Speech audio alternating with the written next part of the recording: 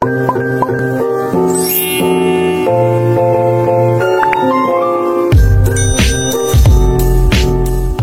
saudara yang dikasihi Tuhan. Pada kesempatan ini, saya ingin sharing, berbagi mengenai yang namanya kelelahan. Sampai hari ini kita terus melihat bahwa keadaan pandemik ini tidak kunjung membaik. Kita pikir beberapa bulan yang lalu tampaknya seperti keadaan sudah akan membaik dengan ditemukannya vaksin. Kita melihat bahwa ada titik terang, sepertinya harapan kita itu diangkat. Tidak lama kemudian kita seperti di PHP, kita melihat keadaan kok seperti parah lagi, seperti second wave, third wave, atau berapapun istilahnya. Hal ini kadang-kadang membuat kita merasa lelah. Kita merasa sampai kapan kita ini akan dibeginiin. Ada banyak hal yang membuat kita tuh tidak bisa bebas. Ada banyak hal yang membuat kita, impian-impian kita menjadi tertunda. Bahkan mungkin kita merasakan sepertinya impian kita sudah direnggut dari hidup kita. Ada banyak orang sekarang ini jujur telah lelah. Mereka lelah dengan keadaan. Mungkin itu sebabnya banyak orang-orang gak mau di lockdown, banyak orang-orang gak mau lagi diatur. Banyak orang gak mau lagi disuruh pakai masker, mulai ngelawan. Mungkin karena kita merasa lelah, ada banyak hal yang membuat kita merasakan lelah. Masalah yang bertubi-tubi, masalah yang lama, yang tidak kunjung selesai, juga membuat kita merasa lelah. Kita juga bisa merasa lelah karena sesuatu yang membuat kita jenuh. Sesuatu yang membuat kita monoton juga bisa membuat kita lelah. Kita juga bahkan bisa merasa lelah karena kita merasa impian kita itu seperti makin sulit untuk diraih. Akhirnya kita tuh merasa putus asa dan kita tuh merasa capek untuk berjuang. Kita juga merasa lelah karena kita menghadapi begitu banyak tantangan dan kesulitan. Beberapa waktu yang lalu saya melihat satu film, di mana dalam film itu diceritakan ada satu orang ini akhirnya dia minta mati aja. Karena apa? Karena dia bilang aku capek. Dia capek untuk terus berjuang. Saya juga mendengar sebuah kesaksian, sebuah sharing yang menyedihkan. Bagaimana ada anggota keluarga yang terkena COVID, kemudian di dalam perjalanan dan perjuangan awal-awal untuk bisa sembuh, dia tidak kuat. Akhirnya dia bilang sama keluarganya, relakan saya untuk pergi. Saya melihat mulai muncul kelelahan-kelelahan seperti ini. Dan kelelahan ini berbahaya sekali, saudara. Apa yang akan terjadi kalau kelelahan terjadi? Salah satu contoh dari akibat kelelahan kita bisa lihat dari Kejadian pasal 25. Ada sebuah cerita mengenai Esau. Saya percaya saudara sudah mengerti semua cerita ini. Ishak sayang kepada Esau. Dalam Kejadian 25 kita lihat dari ayat 28. Ishak sayang kepada Esau sebab ia suka makan daging buruan, tetapi Ribka kasih kepada Yakub. Kita lihat ayat 29. Pada suatu kali Yakub sedang memasak sesuatu, lalu datanglah Esau dengan lelah dari padang. Kata Esau kepada Yakub, berikanlah kiranya aku menghirup sedikit dari yang merah-merah itu karena aku lelah. Itulah sebabnya namanya disebutkan Edom. Salah satu dampak fatal dari kelelahan adalah Esau sampai kehilangan hak kesulungan. Ibaratnya orang itu gini, standarnya itu mengalami penurunan drastis, impiannya dilepaskan karena dia udah merasa putus asa. Kelelahan bisa membuat seseorang merasa, aku gak perlu deh untuk mencapai tujuan ini, aku udah capek, aku udah lelah.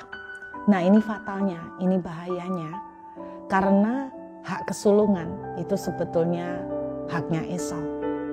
Tetapi karena dia kelelahan, saudara, dia kehilangan hak kesulungannya.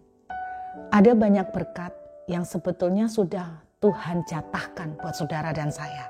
Tapi dalam perjalanan untuk mencapai destiny atau apa yang Tuhan sudah tetapkan itu, kita merasa capek berjuang, kok susah banget ya. Kok jalannya seperti ketutup semua.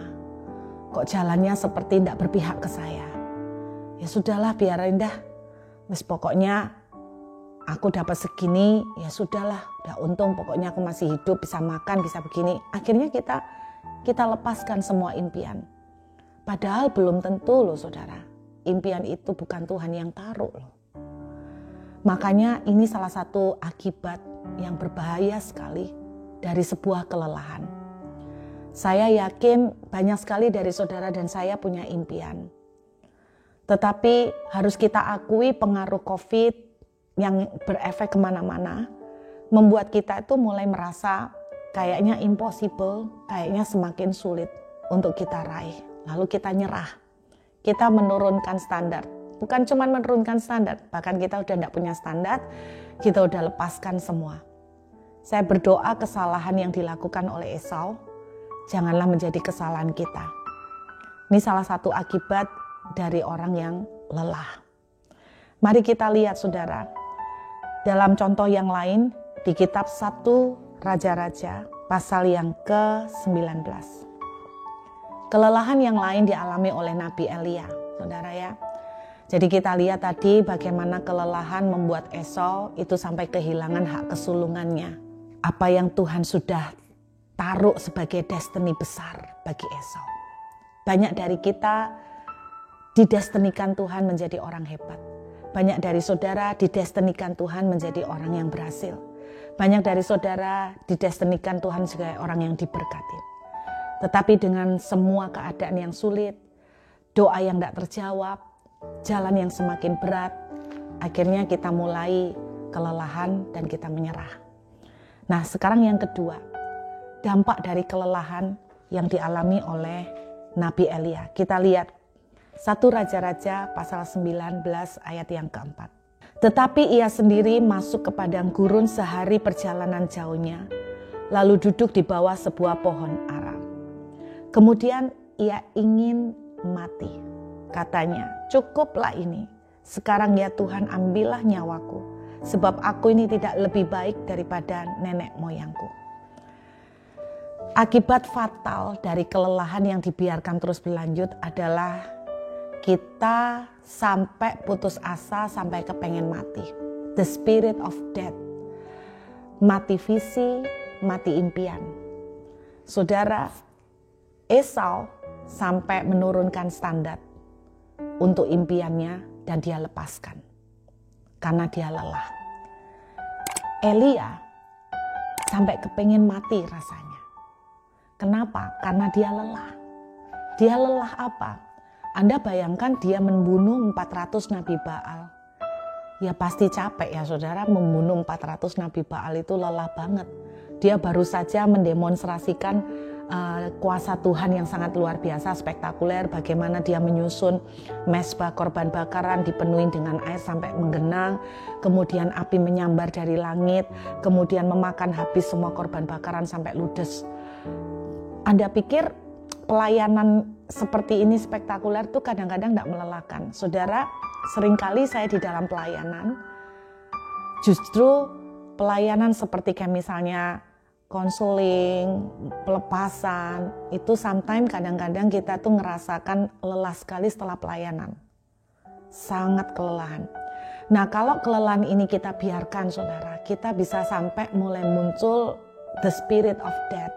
The spirit of death ini yang saya maksudkan bukan kepingin mati secara fisik aja, bukan. Tetapi yang saya maksudkan benar-benar mati visi, mati harapan, mati impian. Nah kalau saudara sudah mulai ngerasakan ini, saudara sudah mulai ngerasakan, ya udahlah kalau memang nasibnya suamiku tidak bisa berubah, ya sudah tak terima nasibku. Jadi Anda sudah mulai merasakan yang namanya Anda sudah di fase kelelahan. Ini yang terjadi pada Elia. Kita lihat lagi ke ayat yang ke-10. Perhatikan. Jawab Elia, aku bekerja segiat-giatnya bagi Tuhan Allah semesta alam. Karena orang Israel meninggalkan perjanjianmu, meruntuhkan mezbah-mezbahmu dan membunuh nabi-nabimu dengan pedang. Hanya aku seorang dirilah yang masih hidup dan mereka ingin mencabut nyawaku. Dampak kelelahan yang ketiga, mengasihani diri. Mulai kecewa juga dengan Tuhan. Kenapa? Lihatin loh Tuhan, aku ini pelayanan kayak gini untuk Tuhan loh. Aku ini sampai bela-belain seperti ini untuk Tuhan. Mana hasilnya? Saudara, mulai muncul mengasihani diri dan kecewa dengan Tuhan. Nah, ini tiga-tiganya berkaitan. Mulai muncul mengasihani diri, kecewa sama Tuhan. Akhirnya berapa banyak orang pada masa pandemik ini, mereka tuh mulai kecewa dengan Tuhan. Lihatin, percuma aku pelayanan. Kondisiku seperti ini, mana Tuhan tolong? Kerjaan habis-habisan, omset turun drastis. Cuman aku sih kayak gini yang melayani Tuhan. Saudara, awal-awal saya juga sempat merasakan seperti itu. Saya merasakan Tuhan, aku ini udah melayani Tuhan. Tapi kenapa Tuhan itu tidak buka jalan? Aku ini udah berdoa, aku udah menyembah, kurang apa? Kok dibandingkan orang lain rasanya aku menyembah lebih banyak daripada orang lain. Kok dibandingkan orang lain aku berdoanya lebih banyak dari orang lain. Kita mulai blame Tuhan, kita mulai kecewa dengan Tuhan, dan kita mulai mengasihani diri. Saudara, roh mengasihani diri itu berbahaya banget. Karena roh mengasihani diri itu betul-betul akan membawa kita tuh makin lama makin tersedot ke bawah seperti pasir yang nyedot itu loh saudara. Makin lama makin nyedot. Jadi kalau saya balik, berawal dari kelelahan setelah membunuh 400 orang. Nabi Baal, Elia capek. Belum sempat istirahat karena apa? Dikejar-kejar untuk dibunuh. Mulai muncul rasa mengasihani diri. Setelah rasa mengasihani diri muncul, mulai protes sama Tuhan. Kenapa Tuhan tidak tolong saya? Dan setelah itu muncul, akhirnya mulai kecewa dan mulai kepengen mati. Percuma dah. Percuma pelayanan, percuma sembahyang, percuma. Udah tidak punya iman aku sama Tuhan. Iman kita mati. Keyakinan kita sama Tuhan mati. Dan akhirnya yang terjadi sama seperti Esau. Kita betul-betul kehilangan hak kesulungan, destiny besar yang saudara dan saya memang sudah dijatahkan oleh Tuhan untuk kita. Saudara, Anda mungkin sudah pernah membaca cerita-cerita bagaimana orang-orang sukses di dalam kehidupan sekeliling kita. Saya suka sekali membaca buku-buku motivasi. Dan saya melihat dari buku-buku motivasi, semua hampir punya satu kesamaan. Mereka bukan orang-orang yang tidak pernah mengalami kesulitan. Anda sebut Beethoven, gurunya putus asa. Dia bilang orang ini sudah tidak mungkin bisa belajar musik karena orang ini benar-benar sudah tidak punya bakat musik. Nah, bayangin. Thomas Alva Edison, gurunya bilang apa sama orang tuanya? Suruh pulangin aja. Karena apa? Anak ini sudah tidak bisa diharapkan. Nggak mungkin bisa sudah. Thomas Alva Edison. Saya membaca banyak cerita-cerita motivasi pembuat resep ayam goreng Kentucky. Dia baru usia tua. Dia juga nyoba berbagai resep, berkali-kali dia nyoba satu resep ayam goreng. Ditolak. Ada satu cerita lagi yaitu tentang seorang penulis besar buku motivasi namanya Norman Vincent Peale. Saya sangat diberkatin. Ternyata dia itu sudah sampai ratusan kali mengirimkan cerita tulisannya kepada publisher. Tapi tidak ada publisher yang mau terima. Dan akhirnya dia putus asa, sampai satu titik dia putus asa, dia buang naskahnya ke sampah. Saya mendengar ceritanya bahwa istrinya sangat menyayangkan. Jadi istrinya ketika melihat naskahnya dibuang, dia ambil, dipungut, lalu dikirimkan ke publisher lain. Dan ternyata publisher yang terakhir ini justru nerima. Dan kemudian lahirlah sebuah buku yang judulnya You Can If You Think You Can. Kamu bisa kalau kamu berpikir kamu bisa. Saya melihat bahwa dari buku-buku motivasi yang ada, semua punya satu kesamaan bahwa orang-orang besar dan orang-orang hebat ini bukan orang-orang yang tidak punya kesulitan. Mereka justru orang-orang yang hidupnya mengalami banyak sekali kesulitan, tempaan, dan proses penolakan, rejection yang amat sangat banyak. Tapi yang membedakan mereka dengan orang-orang yang tidak berhasil yang lain adalah begini. Orang-orang yang tidak berhasil lainnya lebih cepat menyerah. Sedangkan mereka tidak pernah menyerah. Itu yang mereka alamin. Makanya saudara, kenapa muncul rasa penyerahan? Kenapa muncul give up? Udah tidak mau lanjutkan. Salah satu penyebabnya karena kelelahan. Kelelahan ini kelihatannya simple, tapi sangat fatal akibatnya. Saya ingin membagikan satu cerita sederhana tentang sebuah kapak. Saudara mungkin ada yang pernah mendengar cerita ini. Jadi ada seorang penebang pohon, dia di-hire, dipekerjakan oleh sebuah company. Nah, bosnya bilang begini, nih kamu tak kasih kapak, pokoknya aku akan bayar kamu seberapa banyak kamu bisa setor kayu-kayu ke kami, saya akan bayar kamu. Makin banyak kayu kamu yang bisa setor, kami akan juga menambahkan lebih. Hari pertama, dengan semangat, dia bekerja sekuat tenaga, memakai kapak baru yang disediakan. Dia bisa menebang kayu dari 8 pohon. Banyak sekali. Bosnya kagum, wah kamu benar-benar hebat ya. Kuat sekali kamu, bisa menebang 8 pohon. Banyak banget kayu yang dihasilkan. Hari ketiga, kenapa? Karena hari ketiga dia mulai nebang, terjadi penurunan. Kalau hari sebelumnya 1-2 hari dia bisa 8 pohon, hari ketiga turun jadi 7 pohon. Padahal tenaga yang dia keluarkan sama. Dia juga kerja keras. Jam dia memulai memotong sampai jam jelas selesai juga sama, tapi dia cuma bisa memotong 7 batang pohon. Beberapa hari kemudian tambah turun lagi. Padahal stamina yang dia keluarkan tidak berkurang. Bahkan dia bekerja lebih keras lagi. Dia cuma bisa menebang 5 batang pohon. Setelah 1 minggu, dia cuma bisa menebang 3 batang pohon. Dia putus asa. Dia datang kepada bosnya. Dia konsul. Saya ini sudah kerja susah payah, saya sudah sungguh-sungguh mengerahkan seluruh tenaga. Tapi saya tidak mengerti kenapa tenaga yang saya keluarkan sama, tidak berbeda dengan hari pertama saya bekerja. Tapi hasil yang saya terima kok tidak bisa banyak, seperti hari pertama.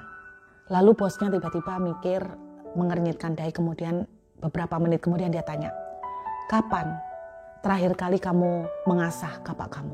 Si penebang ini bilang, ya tidak pernah saya mengasah kapak, saya sudah terlalu sibuk untuk menebang pohon, kapan saya mengasah kapak? Nah, itulah akar penyebabnya. Kenapa setelah 1 minggu kamu tidak bisa menebang banyak pohon? Karena kapakmu butuh untuk diasah. Saudara, istirahat itu seperti mengasah kapak. Kita ngotot dengan kekuatan sendiri, walaupun bahkan tenaga yang kita keluarkan maksimal, kita tidak akan bisa meraih maksimal. Sebenarnya yang kita perlukan adalah kita perlu yang namanya rest. Istirahat akan membuat kita disegarkan kembali dengan kekuatan baru. Dan kalau kekuatan baru itu muncul, keputusasaan tersingkir, semangat baru muncul, ada visi dan harapan yang baru muncul. Bukankah pengharapan itu seperti sauh yang kuat, seperti jangkar yang kuat, yang akan membawa perahu itu sampai ke daratan. Saya percaya bahwa ketika kita istirahat, itu adalah seperti jangkar yang akan membawa kita sampai ke tujuan. Mungkin banyak dari kita sedang lelah hari ini. Saya ingin menyampaikan firman Tuhan sederhana ini.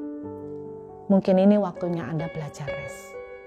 Saudara tahu apa yang dilakukan Tuhan kepada Nabi Elia ketika dia kelelahan? Tuhan bilang begini, kamu istirahatlah. Lalu Tuhan membiarkan Elia tertidur, dikasih istirahat. Setelah bangun, di dekat Elia sudah disediakan makanan oleh Tuhan. Lalu Tuhan bilang begini, makanlah, sebab perjalananmu masih panjang. Sebab jika tidak, engkau akan merasakan semakin jauh. Nah, ini kata-kata yang amazing yang Tuhan ucapkan. Jadi kalau kita itu tidak istirahat, kata Tuhan, kalau tidak istirahat, saya akan tunjukkan ya, ayat 5. Sesudah itu ia berbaring dan tidur di bawah pohon arar itu. Tuhan membiarkan dia tidur. Tetapi tiba-tiba seorang malaikat menyentuh dia serta berkata kepadanya, bangunlah, makanlah. Ketika ia melihat sekitarnya, maka pada sebelah kepalanya ada roti bakar. Wow, Tuhan sediakan mujizat roti bakar dan sebuah kendi berisi air. Lalu ia makan dan minum, kemudian berbaring pula. Tetapi malaikat Tuhan datang untuk kedua kalinya dan menyentuh dia serta berkata, bangunlah, makanlah. Sebab kalau tidak, perjalananmu nanti terlalu jauh bagimu. Tuhan itu ngomong, kalau kamu tuh tidak rest, nanti perjalananmu next itu akan makin kerasa, makin jauh, makin berat, makin gak kecapek-kecapek. Apa yang Tuhan sudah tetapkan buat hidup kita, karena kita tuh tidak rest, kita akan semakin jauh untuk mencapai apa yang Tuhan sudah siapkan buat saudara dan saya. Karena itu, pada hari ini saya ingin men-challenge saudara, ambil waktu untuk rest. Bagaimana kita rest? Tuhan bilang begini saudara, marilah kepadaku yang letih lesu dan berbeban berat. Letih lesu, lelah kan? Aku akan memberi kelegaan kepadamu. Datang ke Tuhan, rest dalam hadiratnya. Nggak usah minta, kadang bila perlu, nggak usah mikirin lagi target-target. Nggak usah mikirin dulu soal impian, nggak usah mikirin dulu soal cita-cita. Datang ke Tuhan, nyembah, nyanyi, dalam hadiratnya, mau menangis, dalam hadiratnya, udah nggak usah mikir, bila perlu rest semua. Ada waktu saya harus rest, ada waktu Tuhan menginginkan saya untuk menghentikan dulu semua terlalu banyak pelayanan, hanya untuk bergaul pribadi dengan Tuhan, hanya untuk menyendiri dengan Tuhan. Ambil waktu untuk rest. Karena seperti mata kapak, saudara dan saya perlu diasah. Makanlah. Tuhan bilang, makanlah. Makan firman, makan penyembahan dengan Tuhan. Biarkan hatimu serahin semua. Salah satu bentuk rest itu adalah, saudara enggak usah mikirin itu. Pasrah bongkotan, bahasanya orang Jawa, pasrah total. Nyampe enggak nyampe aku terserah ke Tuhan. Duh, udah pasrah. Udah serahkan semuanya. Kadang-kadang kita perlu benar-benar surrender, bukan give up. Saya berdoa di masa-masa seperti ini, saudara manfaatkan untuk istirahat dengan Tuhan. Dan setelah istirahat, saya percaya perjalanan kita mungkin masih belum selesai. Tapi tidak akan seberat sebelumnya. Dan saya berdoa jangan sampai kita kehilangan kesulungan seperti Esau. Apa yang Tuhan sudah siapkan buat saudara dan saya, tetap pada akhirnya menjadi jatah kita. Yuk kita berdoa. Bapa, kami mengucap syukur. Aku berdoa buat hamba-hambamu, semua anak-anak Tuhan yang mendengarkan berita ini. Mereka yang sedang kelelahan. Biar ini akan menjadi peringatan buat kami untuk kami kembali istirahat. Untuk kami menggali kembali kekuatan dengan Tuhan. Mencari waktu sungguh-sungguh dengan Tuhan. Mungkin ketika istirahat kapak itu tidak bisa digunakan. Tetapi ketika kapak itu tajam kembali, dia akan memiliki kecepatan yang jauh lebih cepat daripada sebelum diasah. Dan mungkin hari ini, untuk sementara, kami seperti mengalami kemunduran. Tetapi kata orang Tuhan, satu langkah mundur untuk bisa melompat lebih jauh. Biar kami diberi kekuatan. Hari ini kami boleh mengambil keputusan untuk istirahat bersama dengan Engkau. Istirahat di dalam Engkau. Terima kasih Bapa, meteraikan firman-Mu jadi kekuatan bagi kami. Di dalam nama Tuhan Yesus, amin. Tuhan memberkati saudara.